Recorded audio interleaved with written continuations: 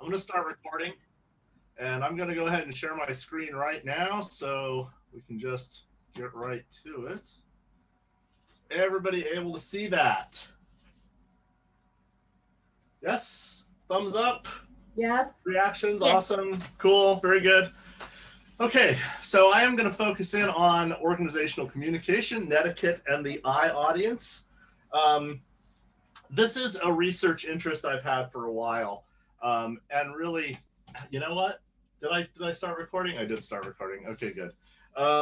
This is a research interest I've had for a long time because I should probably give you a little bit about my background.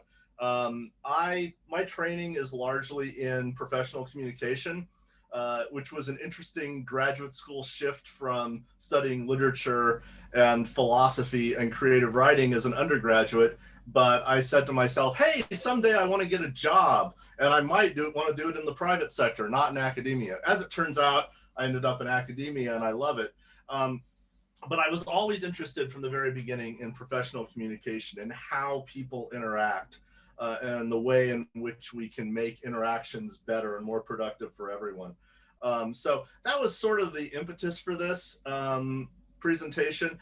And it turns out that it's a really nice, it fits in a lot with our sort of agenda as an institution right now, where we are focusing a lot on process with the online quality assurance program and making, dealing with the fact that we now are teaching online a great deal, and we don't know when that's going to stop. So focusing in on how we're going to communicate as a group, both with ourselves and with our students and vice versa, is super important. And so that was sort of the impetus for this. And so that's a bit of my background, but I really want to just get right into it so we have time to talk about this afterwards. I think that a dialogue about this is probably the most productive thing we can do. So let me give you my background, a little bit about my philosophy on all this, some of the techniques I've come up with, which seem to work really well for improving communication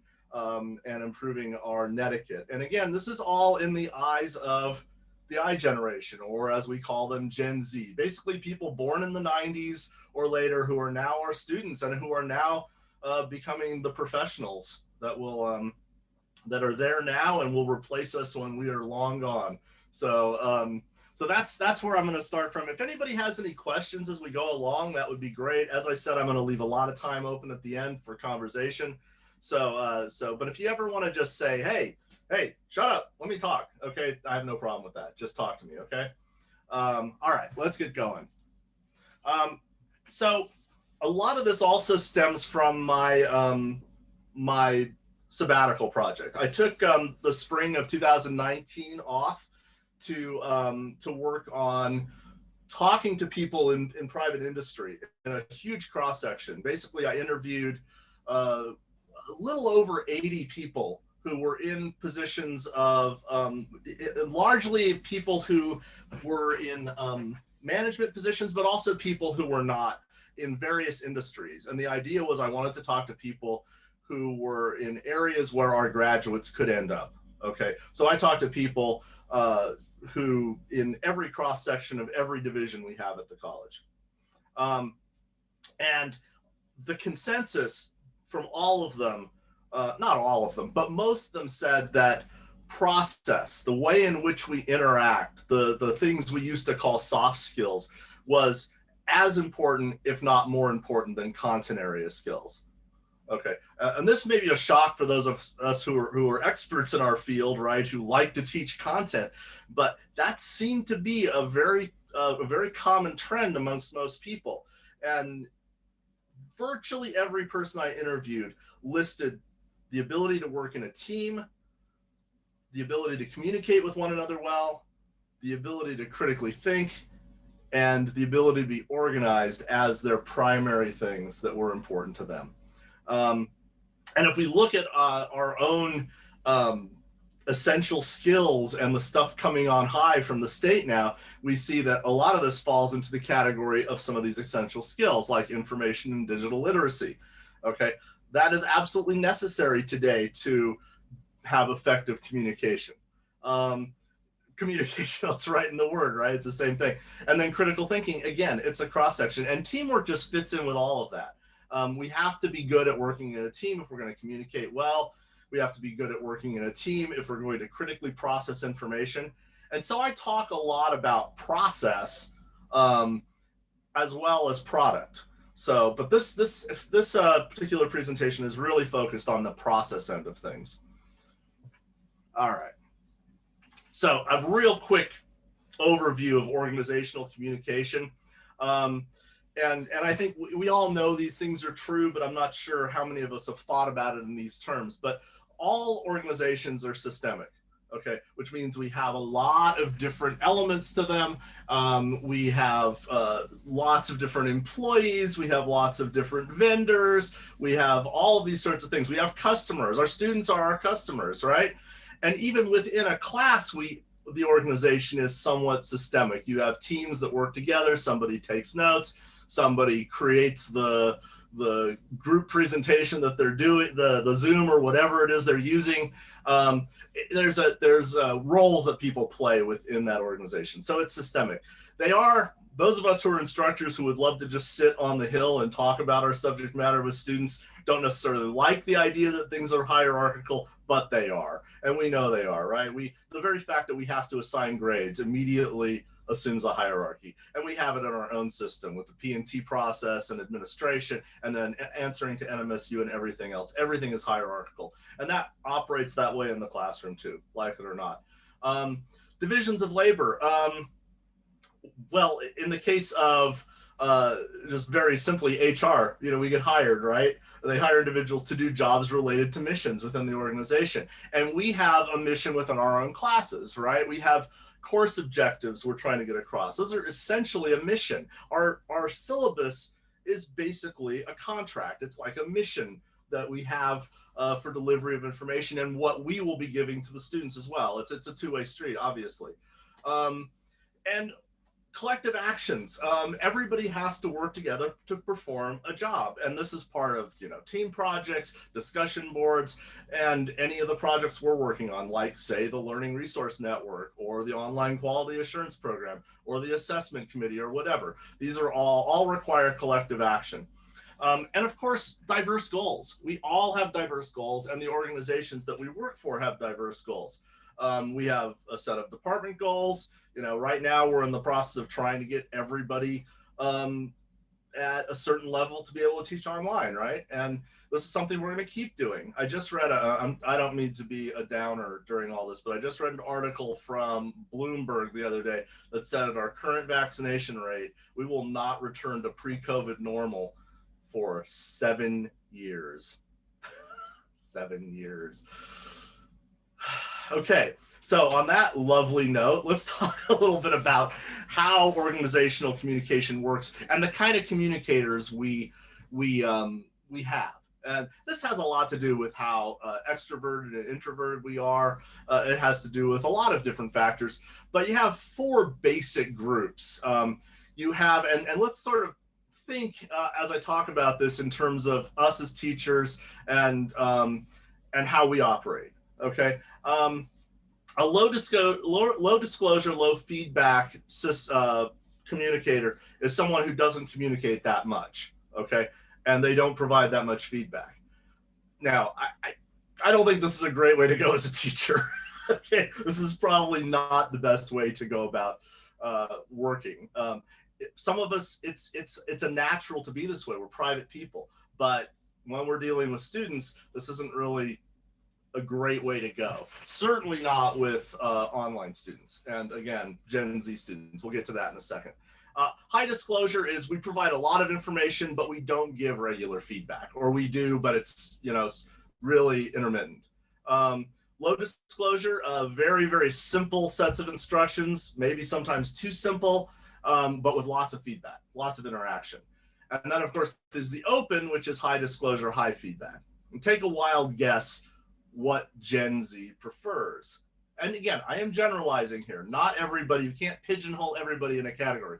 But overall, if we look back at my little introductory, here, sorry, I forgot about this.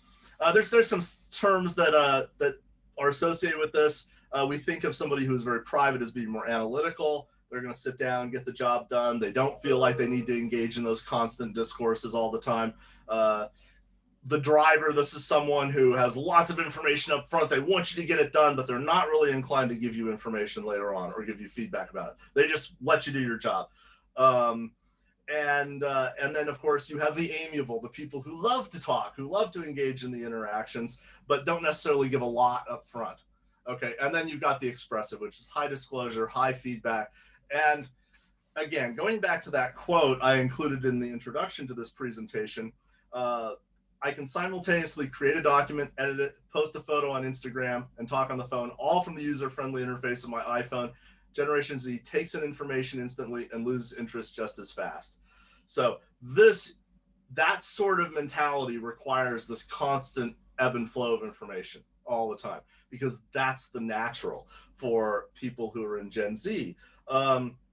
Instagram is a perfect example of this. Snapchat is another one. It's all very boom, boom, boom, fast, fast, fast, right? And then just as fast getting information in and just as fast forgetting all about it. Okay. I personally know a number of 16 to 19-year-olds who are into online gaming, and pretty much they obsess over Fortnite for a month and then they move on to something else. Okay. And so on and so forth. It's a constant move of information. So here are my suggestions. And again, this is easier said than done, and I am very much aware of that. But you want to be as expressive as you possibly can, okay? A fast pace of communication helps you to maintain that communication with students and also to maintain relationships with them. Professional, but relationships.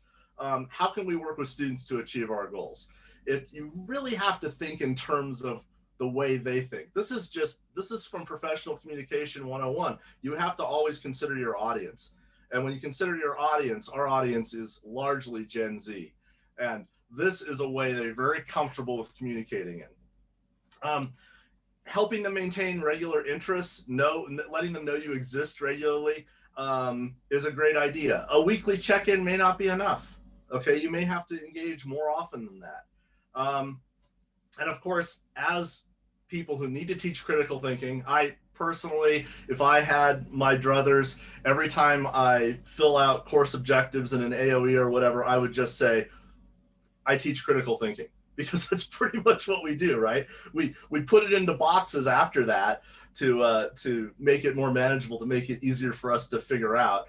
But it's really not, really what we're doing is teaching critical thinking. We're getting them to process information in a way which is critical, okay? And then express it in a critical way.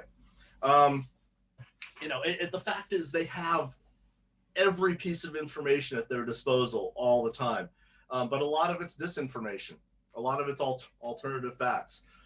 So our job, of course, really is to help them separate the wheat from the chaff. That's the whole goal of our jobs, I think.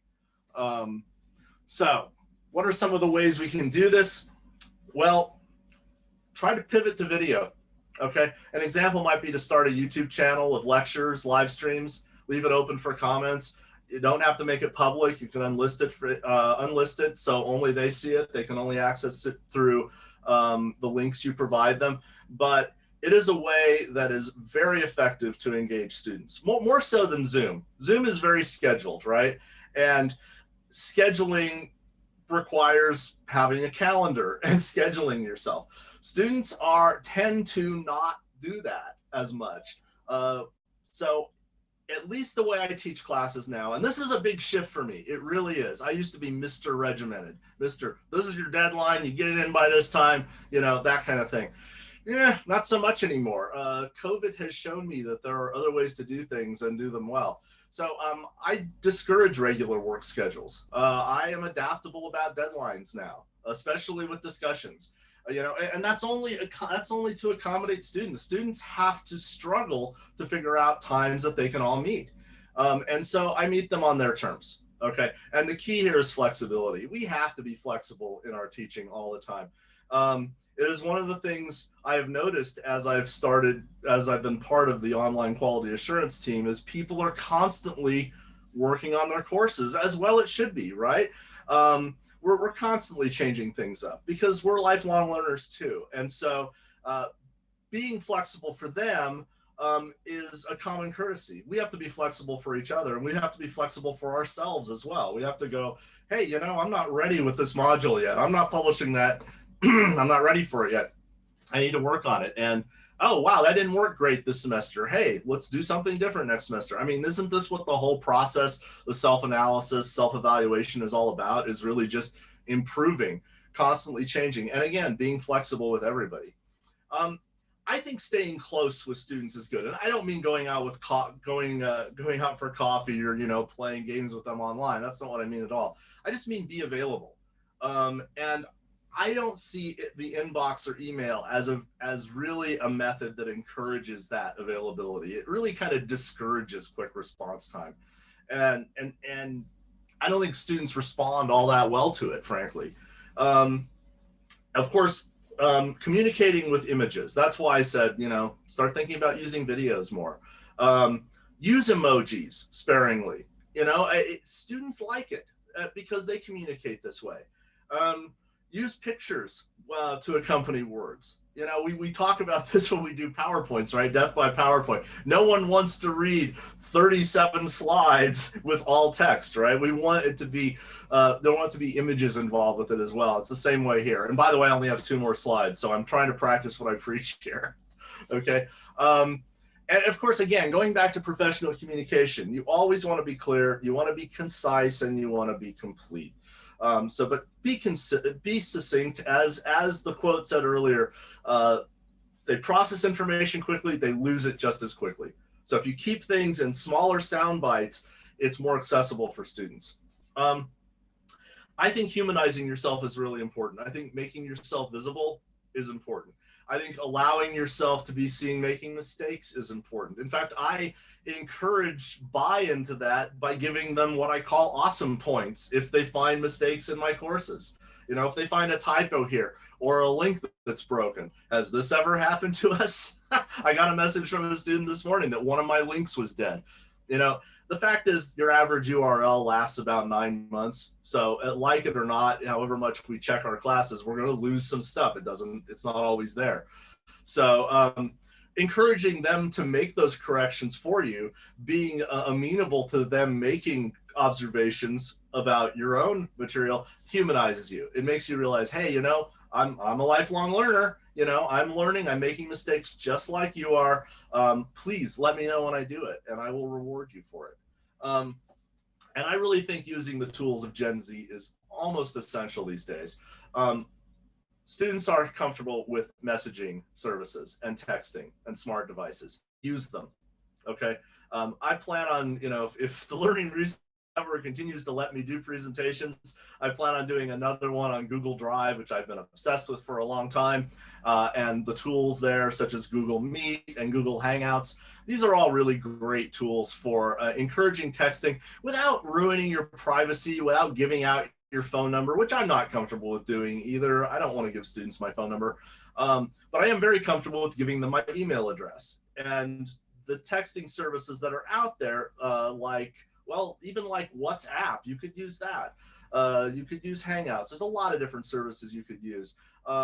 Really allows you to keep that connection going and allow for a more fast-paced environment with your students without having to sacrifice your privacy. I also think that there are some email etiquettes that would be helpful for all of us to practice. And one of them is, again, going back to the basics of professional communication and really the basics of any kind of, sounds strange, but thesis statement. You don't want a thesis statement to say 80 different things. You want it to say one thing, right? Just like you want a subject line of a memo to say one thing. You don't write a memo that contains 5 disparate subjects in it. So it's very similar to when we send out a mail to people and we do replies. I don't know about you, but when I get onto Outlook and I see some of these email threads where there's like 37 different replies taking place in it, it's overwhelming, and it's overwhelming for students too. But usually when we're sending a message to someone as a reply, we're replying to one specific thing, right? So it's not hard to go through and change the subject line and delete all that extraneous stuff that isn't related to the thing you're responding to. It makes for an easier interaction. It's a more succinct interaction, and it really, really helps sort of improve messaging and get your point across. So really, these are just a few basic ideas, I think, that I have been implementing in my own classes. And I will just say that since I started implementing this, I have been getting extremely positive feedback from students. It's a new thing. And as I say, I just did the sabbatical project in spring of 2019. I was on medical leave in fall of 19, and then spring hit and suddenly it's COVID, right? So I've had to adapt a lot since the spring of 2020, as I'm sure. Doesn't January 1st, 2020 seem like it's 10 years ago at this point? It does to me. Yeah, it's pretty crazy. But these are things I've done that have been very effective with interacting with students. I've been getting a lot of just personal asides from students on chats right now and said, I don't know anybody who interacts like this with students. This is great. This really helps a lot. And I've been getting that feedback from a lot of students, probably at least a dozen in the first 2 weeks of school have messaged me privately about this. So that's really positive feedback. It reinforces what I'm trying to do here. Obviously, I'm going to be working on this more long-term and see what the long-term effect is. But I think these techniques are effective. I realize that there are boundary issues and we want our private life. And I will just say, because of COVID, I don't go anywhere. I have limited interactions with people except for online. So I do have the time. But I make sure I have time to myself every day, as we all should. But if a student group, like I have a student group that wants to meet me at 6 o'clock tonight, that's fine. You know, it's going to take 5 or 10 minutes. I have no problem with that. But we're going to do a quick meet, Google Meet, and we'll chat and we'll address some of their team questions.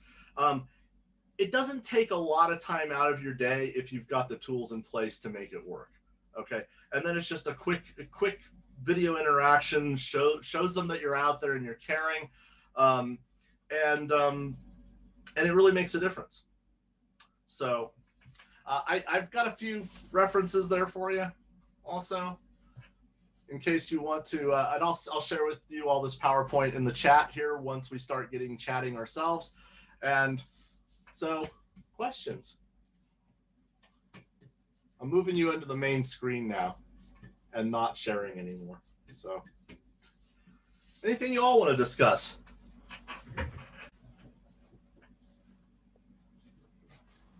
Hey, Kurt, I have a question for you. It's Federico. Yeah.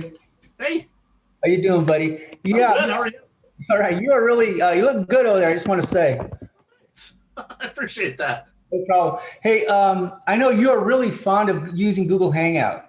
And I am, yeah. Yeah, and it really works for you. And I'm sure you've found a lot of different ways and to use a lot of the things on there. And you get really innovative with it, or you get jiggy with it, as the French Prince would have said. I'm dating myself, but I was wondering, when you talk about having these group conferences, right? You have a team that says, hey, we want to meet with you. Do you do that conferencing on Google Chat so you can have it on your phone and maybe be in like your car or something, like you're having to be at Walmart or something like that? Or do you sit down at your computer where you're at and then do it there? It can be done any of those ways, honestly. But generally speaking, if it's something like the 6 o'clock this evening, right? I can plan that ahead of time. They made the request. I'll come to my computer in case I need to screen share something, stuff like that. Can't really do that so effectively with a phone or a tablet. So, but it just depends. It may be just a quick thing. I had a student that wanted to meet with me one-on-one the other day because they, whatever, you know, they had issues with getting started with the class. So we did a quick one-on-one yesterday, and it was very, very helpful. And we did that just on a video chat. I think I was on my phone at the time, you know. It's about adaptability and flexibility. And I'm not married to Hangouts as a tool. In fact, Google isn't really supporting it anymore. It still exists, and it does work well to form teams and do chats that way. But there are plenty of other tools out there that are better supported. And so Google's trying to push towards Meet, which is more like Zoom. Uh, But and I use that too because we have a lot of students that come out of high school, and in high school where budgets are extremely limited and they don't have subscription services to Zoom, they can use Meet for free. And it closed captions, and you can screen share and all those other things you can do with Zoom. So I had hit and miss kind of success with Google Hangout. I tried when we made the shift in the spring to online.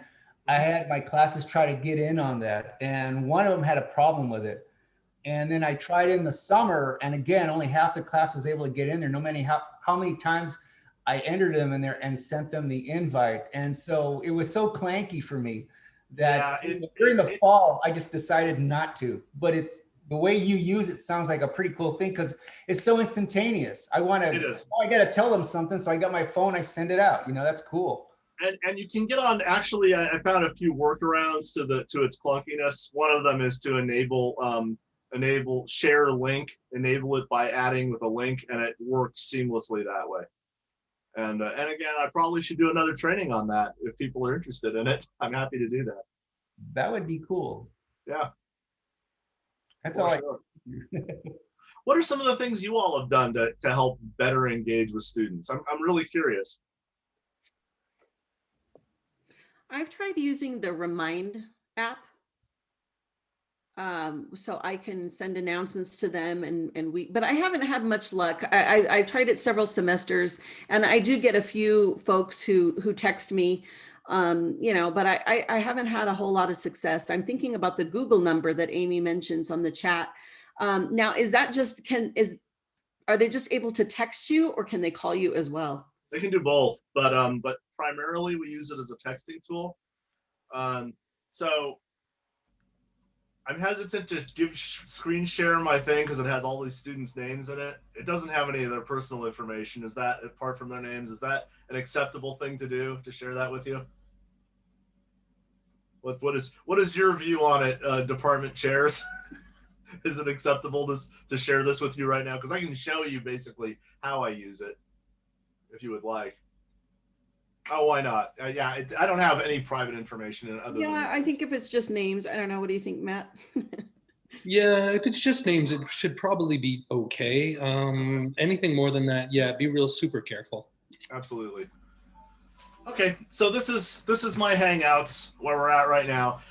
As you can see, I create 2 large Hangouts for my primary classes, and I post announcements on here largely. I also post, sometimes I will record a quick video. I might be addressing something that maybe multiple students are getting confused about. So I will do like a quick video, just walking them through it, and I'll post those videos on here. I've started using live streaming on Google, but not on Google, on YouTube. Well, same thing, but doing a YouTube live stream is so easy. You just click create and start recording. It's fantastic. And it gives you an instant live stream link. You don't even have to wait for it to render. And then you can just post the link over there. It's like little short mini lectures is sort of how I think about it. And it addresses, they're like spot lectures where they address very specific concerns at that moment. Like, for example, a few students were confused about forming their own teams. I make them form their own Hangouts teams now, which has worked primarily really well, but a few people get confused on how to do it. So I posted a little thing about that. And then they name their teams and so on. But these are just different breakout teams. I just got a new message from somebody. Here's a person who wants to meet with me. Their team wants to meet with me, so that's cool. I'll talk to him as soon as we're done here about setting up that meeting. But this is basically how it works. And once you start a new group, you just go into new conversations, start a new group, name it whatever, sample, or here, we'll just call this Learning Resource Network Netiquette presentation. And then if I had all of your Gmail addresses, I would just add each of you individually there. I mean, this is something we could do. Honestly, we could create a network where we have this sort of chat where we post something about a best practice that we did, or maybe something that didn't work, you know? We could absolutely do that. I think that would be very cool. But this is basically how it works. Then you add people's Gmail addresses here, and this assumes you are on Google, right? And then you can have a conversation. You can make as many of these as you want, okay? I don't use the main ones because, I mean, 88 people are in this one. That's not realistic, you know? But we don't really use this as a chat tool particularly. I might post announcements like this. But that's about it. Mostly I break them into smaller groups because that obviously the smaller groups work better. They're usually between 3 and 5 people per team, which seems to be sort of the sweet spot on group work. Any more than 4 or 5 and you run into people just not participating, right? They sit back and do nothing. But this is basically how it works. And as I say, Google Hangouts is only one of many different tools you can do this with. Now, there was a question about how you could do a video chat. You absolutely can. You would go to this little camera up here, and now what it is you are creating, it instantly creates a Google Meet video. The only issue with Google Meet that I see is that if you're using your smart device, you have to download a separate app for it. Okay, but it's free. It's no big deal. Once you're all logged into one Google Drive thing, they're all integrated with one another, including YouTube, and that's why I like using YouTube so much. Similarly, you can share these with people by joining by link, and you can copy this link and just post that link to people, and then you can post that in an inbox or something for the first time or an announcement, and then they can join the group, and then they're there.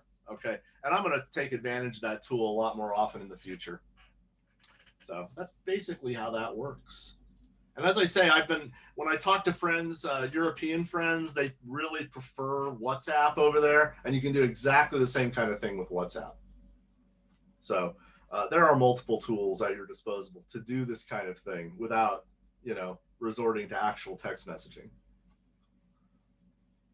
So anybody else had some successes figuring out ways to increase or improve interaction with students or between students?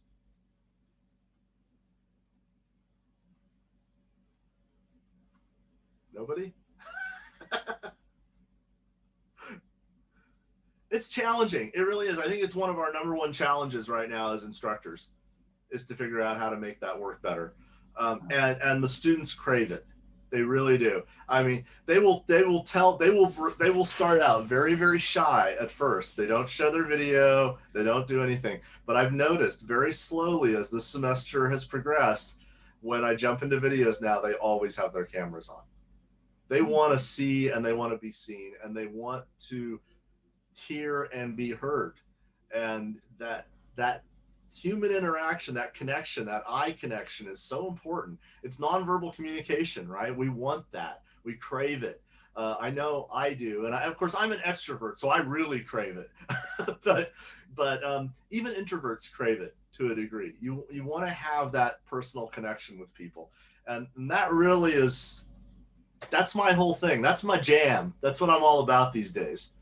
So is to creating better methods of doing that. So try it, see if it works. And if you need more help with it, I'll send in a message to Learning Resource Network today and say, hey, I want to do another training on Google Drive or something. And this time it won't be founded in theory. I won't talk about my background. I'll just jump right in and talk about all the different apps you can use in Google Drive and how useful they are. Now, I know some of you have had bad experiences with Google Drive. I've heard a few of you from that you've had not great experiences with it, but I think it's really more of a reality check that you just need to know it better to really utilize its functionality.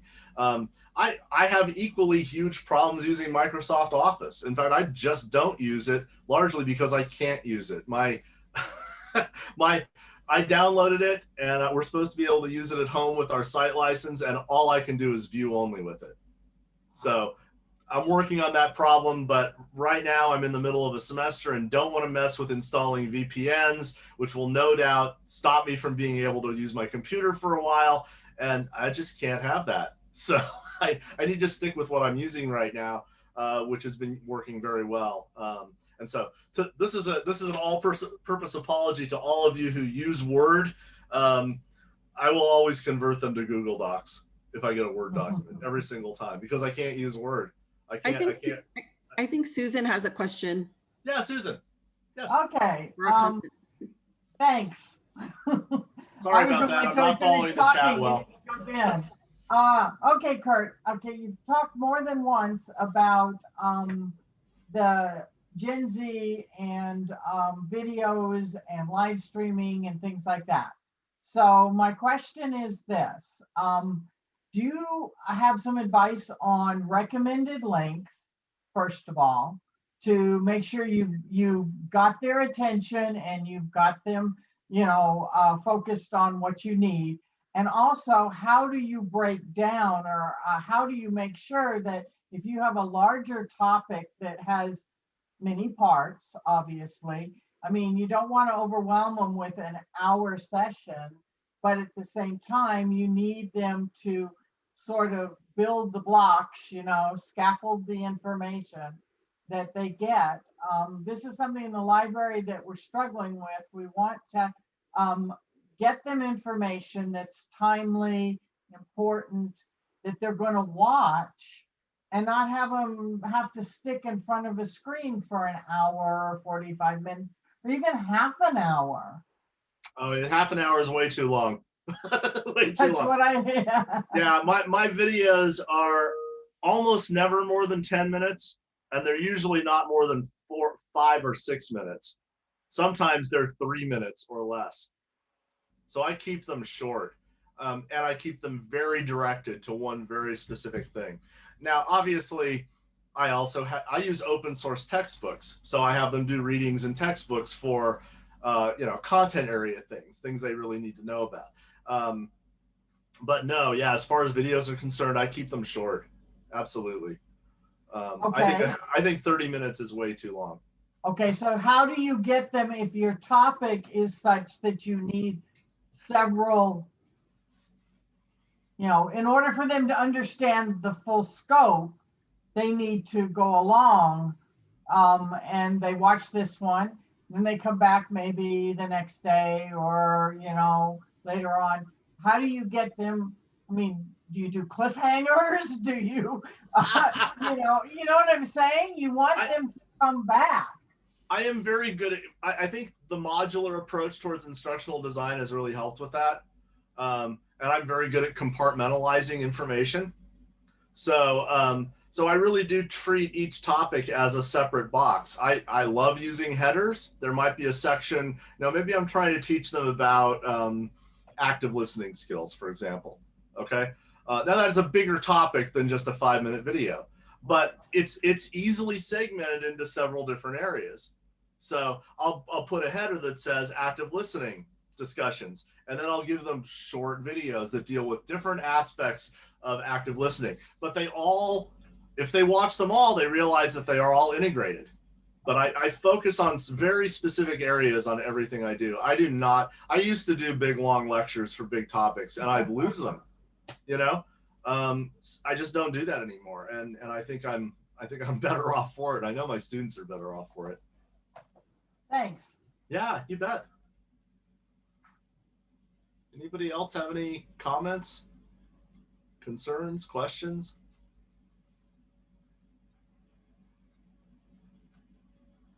How is, so we've all had to adapt to the COVID world. I find online interactions are challenging, but can be very rewarding. I also find that students are more comfortable speaking face-to-face with people in an online environment than they were in a face-to-face environment. Has anybody noticed that?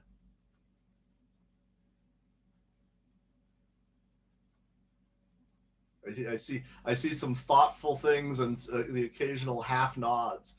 But how do you feel about that? I know none of us are probably more comfortable with doing online interactions because we're all old school, right? but students, Gen Z, seem to be very comfortable, or much more comfortable, doing this form of interaction. Yeah, I saw a thumbs up from Matt there. Yeah, Well, I just want to throw in that there's a couple of things that I wanted to talk about, if that's okay. Absolutely.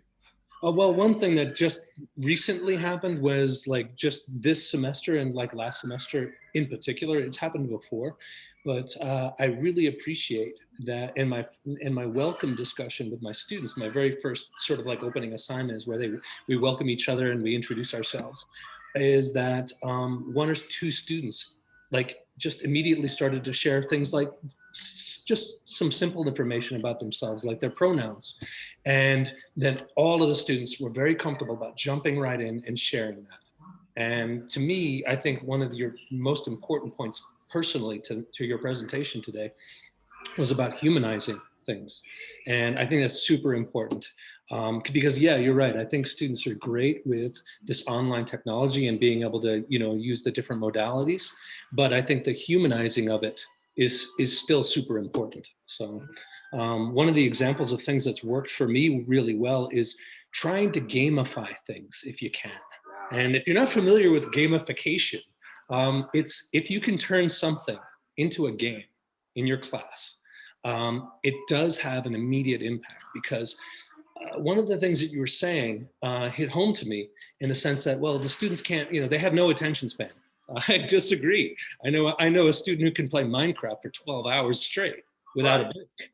Okay, so they can do it, and they're very, very capable of it. But the difference is what it gives, you know, the feedback, you know, and you know, obviously we cannot give the kind of feedback and interactivity that Minecraft does. I mean, we just can't do that with our classes. Like, we can, but you know, that's the $1 million question, right?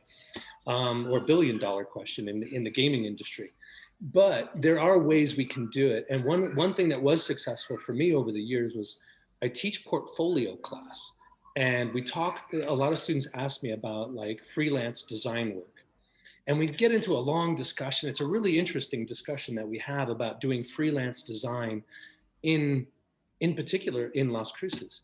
And I send them on a Google Street View scavenger hunt. And right, it's awesome. It's really, awesome. It works out really good. Awesome.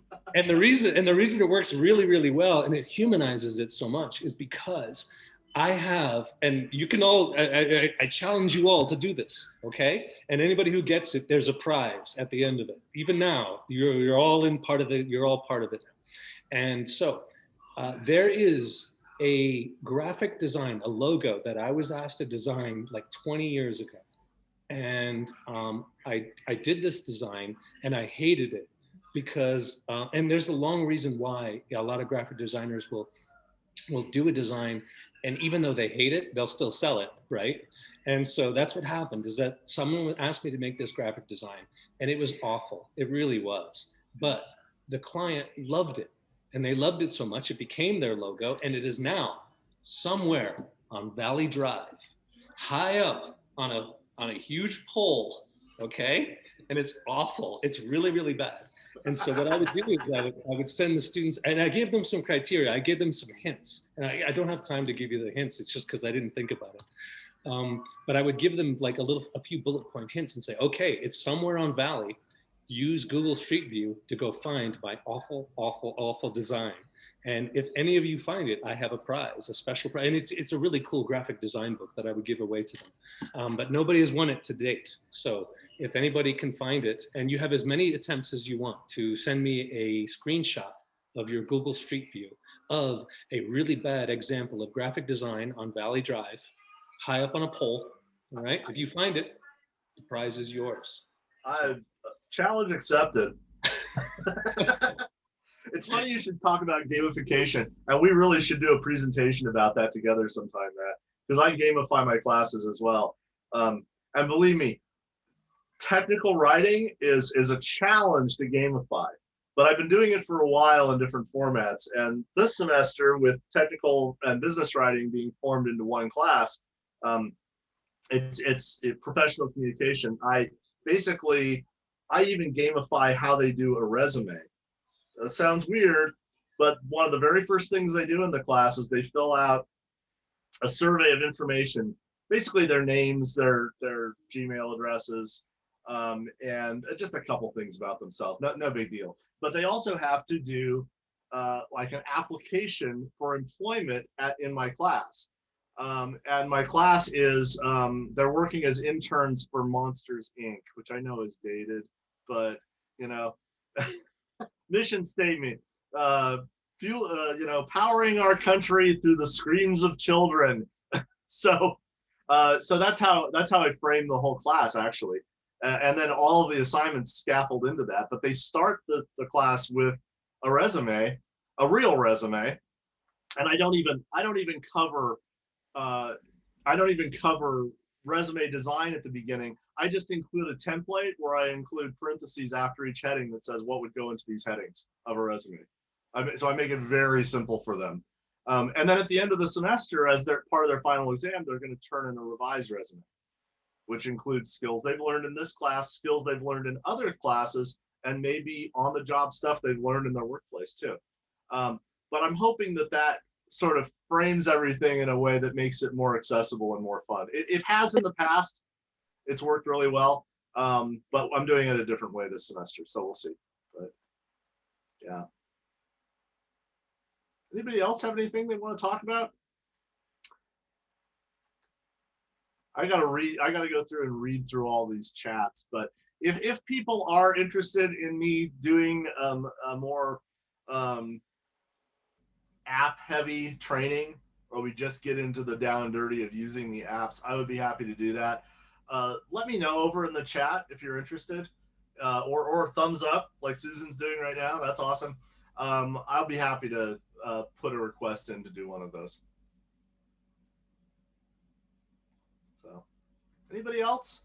We almost filled out an hour. I wasn't quite sure. I don't like overwhelming people with slides, because we've all been there. I went to I'm involved with this popular culture conference every year, and we have a lot of people who are giving presentations for the very first time on their papers. It's an academic conference. We have a lot of graduate students there, even undergraduate, sometimes even high school students who are presenting papers for the very first time in an academic setting. And so it's a great opportunity for future scholars. I love it, and there's my plug for it. But a lot of times we will get PowerPoints that they bring up, which are literally a page of 20 bullet points where they're just reading off the bullet points. And I'm like, oh, no, please stop. Don't do this to us. So I really try to avoid that. I hope I succeeded, at least in a small part in this presentation. Anybody else have anything they want to add? Any comments you want to bring in? Questions you have? Lots of interest on doing that. Okay, I'll put in a request with Corey and the rest, and we'll make it happen at some point this semester. So I want to thank you all for being here. I am also very happy to see that Zoom's live transcript is working. That's a really good thing. I'm happy to see our technology is working. That's a very good thing. I'm happy that this presentation wasn't at 2:30 yesterday afternoon when Comcast internet went out everywhere. that was not good. We all got through it though.